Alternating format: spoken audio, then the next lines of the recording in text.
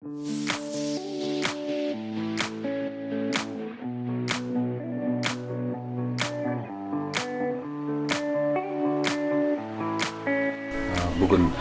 басшылықтың ұйымдастыруымен мектеп оқушыларына арналған ашық есік күні өткізілді.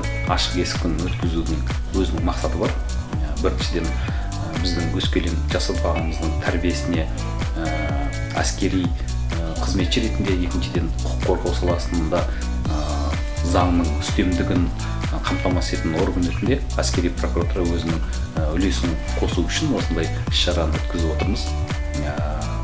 Жастарымызға барынша әскер туралы, біздің атқарып жатқан қызметіміз туралы, жүріп өткен тарихымыз туралы барлық мәліметтерді жеткізуге тырыстық, және оларға өздерін осы органға келген кезде ерекше әсер алу үшін, бір есте қалатындай дүние болу үшін викториналық сұрақтар ұйымдастырдық. Викториналық сұрақтар жақсы жауап берген оқушыларға көтермелеу сыйлықтары берілді.